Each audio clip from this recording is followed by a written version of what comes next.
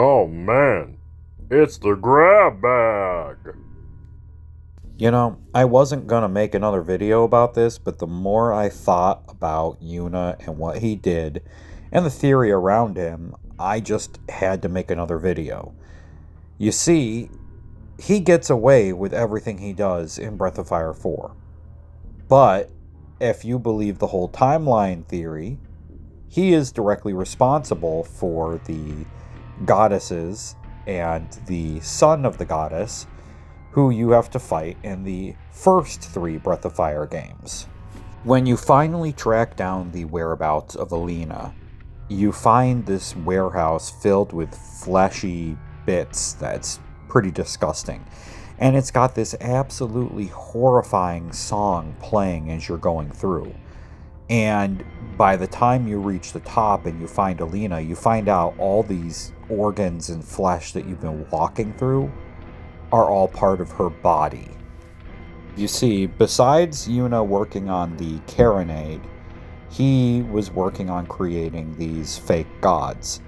And the theory goes that Alina was essentially the first truly successful one because he did make her immortal. She could only be killed with the Dragon Slayer blade. And because he gets away, he continues his genetic experimentation and he successfully creates goddesses. And these goddesses, of course, are Tyr and Miria. Of course, you could say Tyr is the same. I know that some translations also call her Miria, but as far as I know, they were Tyr and Miria. And of course, Tyr had a child named Death Evan, which is a little bit on the ridiculous side, but that's Breath of Fire 2.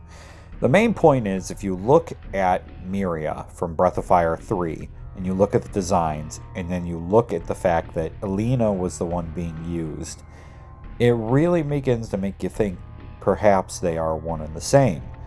And of course, you also happen to have the fact that there's a quote that is in Breath of Fire 3 that if Miria wasn't there to separate the, I believe it was like the dirt from the waters would become muddy, and there's a gigantic muddy waterway between the 2 continents in Breath of Fire 4, which really sets the whole idea that this happened prior to the other games. Now, it's never been confirmed that this is a prequel or not, but that is what I think in my headcanon. This is technically the first game in the timeline.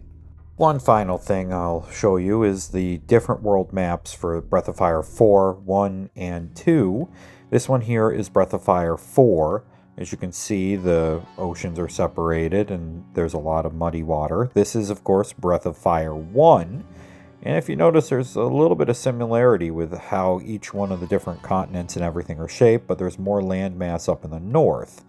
And then finally, we have Breath of Fire 2's world map, which looks incredibly similar to 1, but less landmass, like some of the world had just flooded.